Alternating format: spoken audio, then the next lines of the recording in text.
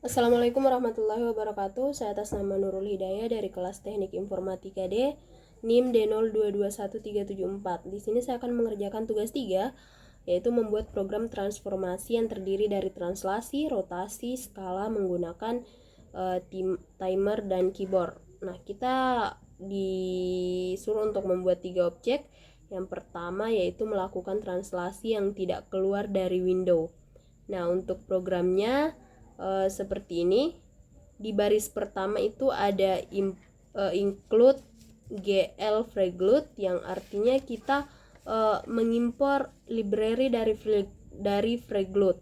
Nah, library dari Freglute itu menyediakan fungsi-fungsi untuk membuat dan mengelola Windows serta menangani masukan pengguna seperti keyboard dan mouse. Selanjutnya ada float translate x sama dengan 0,0f. Nah, variabel ini bertipe data float dan digunakan untuk menyimpan nilai translasi pada sumbu x. Nah, pada awalnya nilai translate x ini diinisialisasikan dengan 0,0. Kemudian yang kedua ada float translate y sama dengan 0,0 juga, dan juga bertipe data float. Nah, variabel ini digunakan untuk menyimpan nilai translasi pada sumbu y. Nah, sama dengan variabel translate x, nilai awalnya juga 0,0. Selanjutnya yaitu variabel translation direction. Nah, variabel ini digunakan untuk menentukan arah translasi secara otomatis. Nilai 1,0-nya ini menunjukkan translasi ke arah positif. Selanjutnya ada const float step, yaitu variabel konstan yang bertipe data float juga dengan nilai 0,1. Nah, variabel ini digunakan untuk menentukan seberapa besar perubahan translasi yang akan terjadi ketika kita melakukan translasi manual dengan menggunakan keyboard. Selanjutnya fungsi dari void transform gambar. Ini adalah sebuah metode yang digunakan untuk melakukan translasi objek dalam sistem koordinat di OpenGL. Nah, di sini ada GL Translate F. Fungsi ini berasal dari OpenGL yang digunakan untuk melakukan translasi terhadap objek. Nah, di dalamnya ada 3 parameter. Yang pertama dan kedua ini translate x dan translate y. Ini berasal dari variabel yang telah dibuat tadi. Kemudian ada 0,0. Ini diatur sebagai ini menunjukkan bahwa tidak ada perubahan pada sumbu z, sehingga objek hanya akan mengalami translasi dalam dimensi 2 dimensi, yaitu pada sumbu x dan y. Nah, selanjutnya untuk void draw square ini digunakan untuk membuat objek. Dalam hal ini saya menggunakan objeknya itu persegi, yaitu dalam OpenGL itu ada GL quads yang memang digunakan untuk membuat objek bersegi, sisinya itu ada 4. Nah, kemudian GL vertexnya ini digunakan untuk mendefinisikan titik-titik sudut dari objek yang digambar. Kemudian GLN-nya ini fungsi menandakan bahwa definisi dari objek yang telah dibuat itu telah selesai. Maksudnya objeknya itu sudah dibuat seperti itu. Kemudian di bagian void display, nah, ada GL clear. Ini membersihkan isi dari buffernya. Ini berarti menghapus apapun yang telah digambar pada layar sebelumnya. Kemudian ada GL load identity, mengatur matriks matriks model view menjadi matriks identitas. Nah, ini digunakan untuk mengatur ulang matriks model view ke keadaan awal sebelum melakukan transformasi. Nah, yang ketiga ada transfer gambar. Memanggil fungsi dari transfer gambar yang digunakan untuk menerapkan translasi ke objek yang akan digambar. Objeknya tadi itu yang dibuat adalah persegi. Kemudian ada draw square, memanggil fungsi draw square untuk menggambar persegi setelah transformasi diterapkan. Kemudian ini ada fungsi logika. Jika translate X ini melebihi dari 1,0 atau kurang dari 1,0, artinya objek telah mencapai batas layarnya.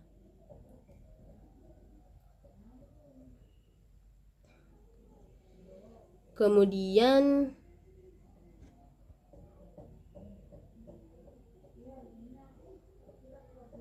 translate X ini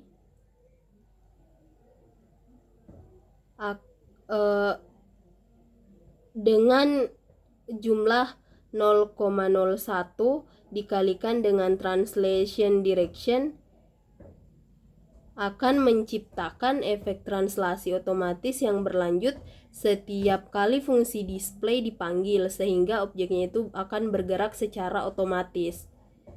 Kemudian GLUT swap buffernya ini akan menukar buffer untuk menampilkan hasil rendernya ke layar. Nah, selanjutnya ada void timer.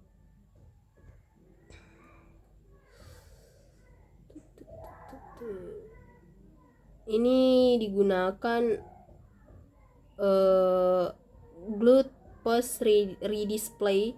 Ini berfungsi untuk memberitahu GLUT bahwa jendela perlu dirender ulang. Nah, ini akan diarahkan ke program untuk memanggil fungsi displaynya. Segera untuk memanggil fungsi display lagi segera setelah kontrol kembali ke main loopnya. Kemudian GLUT timer range, ada 3 parameter 16 untuk memanggil kembali fungsi timer setelah 16 milidetik. Nah, dengan demikian bahwa setiap 16 milidetik fungsi timernya ini akan memanggil kembali dirinya sendiri, dan dalam setiap pemanggilan di GLUT post redisplay ini akan memastikan bahwa layar akan dirender ulang. Selanjutnya adalah fungsi untuk keyboard. Ini ada case W, case S, case A, dan case D. Nah, setiap case ini akan menangani aksi yang harus diambil ketika tombol tertentu ini ditekan. Seperti misal jika W ditekan, nilai translate Y akan ditambah dengan step. Seperti ini. Nilai translate Y akan ditambah dengan step 0,0 ditambah 0,1. Jadi setiap tombol W-nya itu ditekan, maka akan melompat atau berpindah sebanyak 0,1 ke titik koordinat 0,1. Kemudian ketika S ditekan, maka translate Y akan dikurang dengan step. Kemudian ketika tombol A ditekan, maka translate X akan dikurangi dengan step. Kemudian ketika tombol D ditekan, maka translate X akan ditambah dengan step. Kemudian ini ada logika di mana menjadi mengatur agar windownya ini tidak melebihi atau tidak keluar, agar objeknya ini tidak keluar dari window. Nah, selanjutnya ada GLUT post redisplay. Nah, setelah melakukan translasi manual dan memastikan objek berada di dalam batas tertentu menggunakan logika ini, maka Fungsi GLUT post redisplay ini akan dipanggil untuk menandai bahwa tampilan perlu dirender ulang, sehingga perubahan translasi dapat dilihat pada layar setelah menekan tombol keyboard. Integer main adalah titik awal dari eksekusi program. Nah, GLUT init inisialisasi dari GLUT dengan menggunakan argumen dari baris perintah program. Nah, GLUT init display mode yaitu mengatur mode tampilan GLUT. GLUT double ini mengaktifkan double buffering dan GLUT RGB menetapkan mode warna RGB.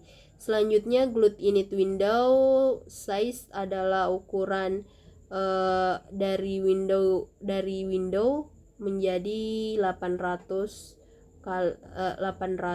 pixel lebarnya dan 600 pixel tingginya. Kemudian GLUT create window adalah nama dari windownya, di sini namanya adalah translasi. Kemudian GL clear color mengatur warna backgroundnya, background dari window menjadi hitam.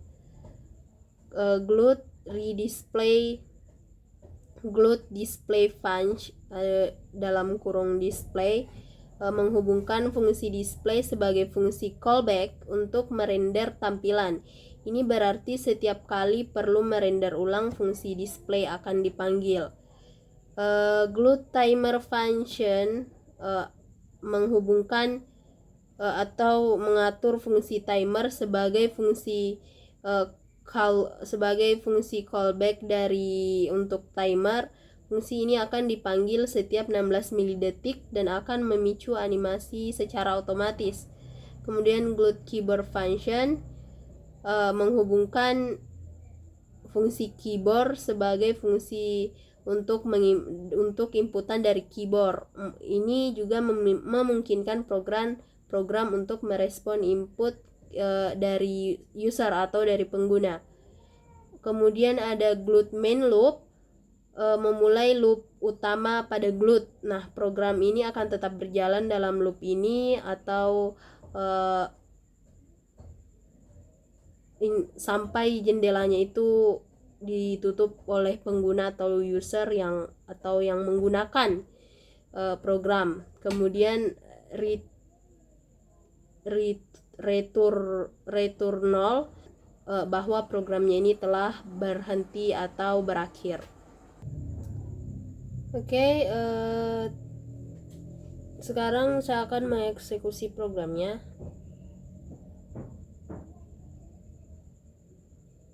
Run.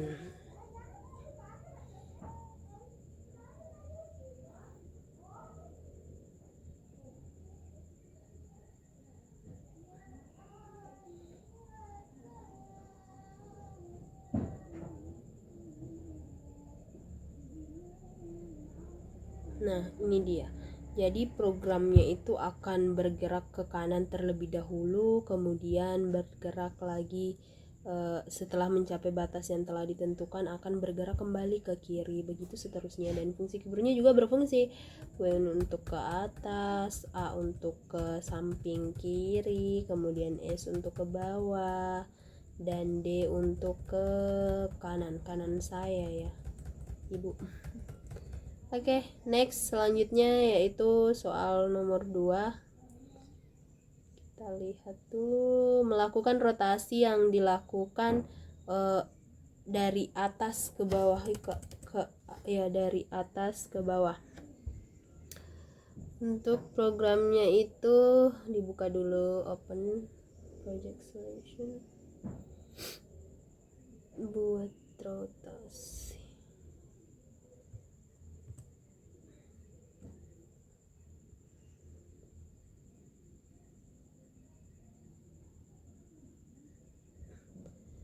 Sebenarnya program untuk rotasi dan program translasi yang telah saya jelaskan sebelumnya itu sama, ininya sama, include, kemudian variabel yang digunakan, variabel konstan yang digunakan itu sama, void transform gambar juga sama juga menggunakan persegi.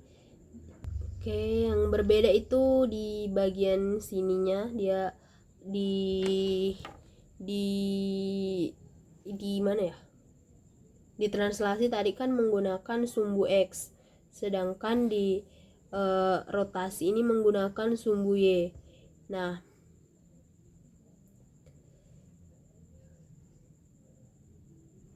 setelah dibuatkan logika seperti ini,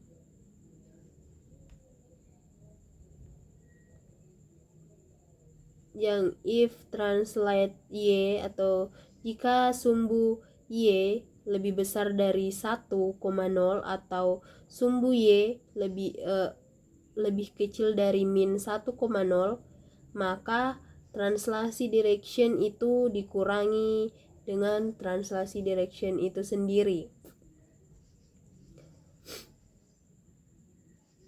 Nah, artinya ini misalkan jika sebelumnya translasi direction ini kan bernilai 1,0, nah setelah kondisinya itu dievaluasi, maka nilainya akan menjadi sebaliknya atau minus 1,0.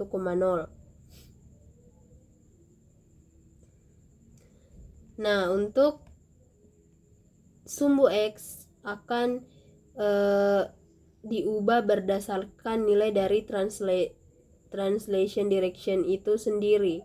Nah, jika translation directionnya 1,0, maka sumbu Y-nya ini akan bertambah 0,01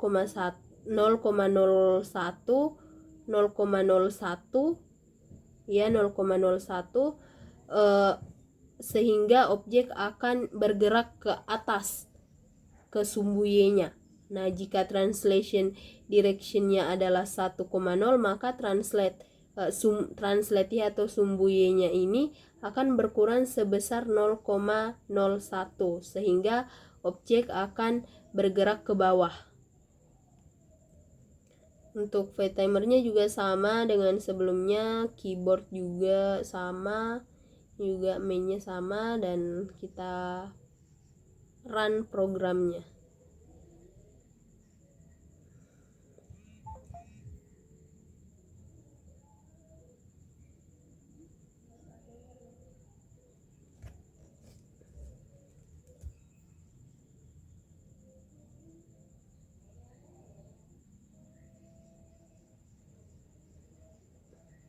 Kan programnya ke atas, mencapai batas yang telah ditentukan akan kembali ke bawah, sampai ke bawah, ada lagi batasannya, kembali lagi ke atas, dan keyboardnya juga oke. Turun. Oke. Selanjutnya yang terakhir adalah lihat dulu ya, melakukan skala. Objeknya itu berputar di tempatnya. Kita buka programnya, guys. Open project solution skala. Oke.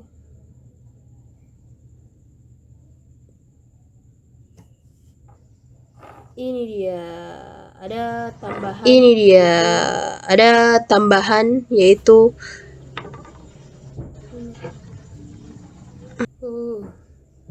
untuk bagian skala ada beberapa tambahan variabel, yaitu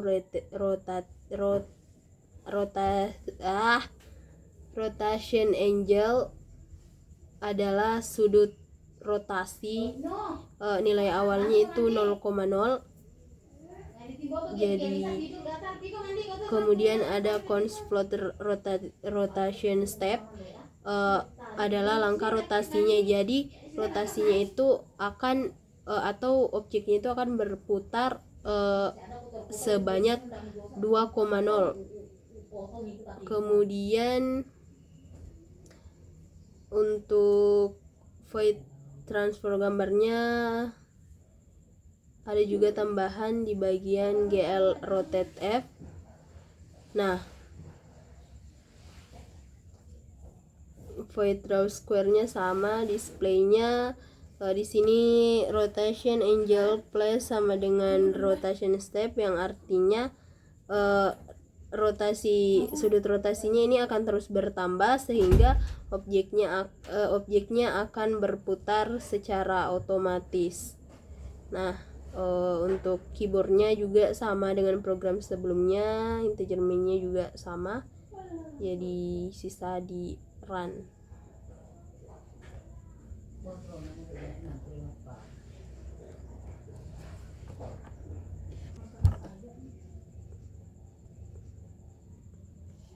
Nih, objeknya akan berputar secara terus menerus. Jika kita tekan tombol W, naik, S turun, D ke kanan, A ke kiri. Mungkin seperti itu tugas dari saya, semoga cocok Ibu. Assalamualaikum warahmatullahi wabarakatuh.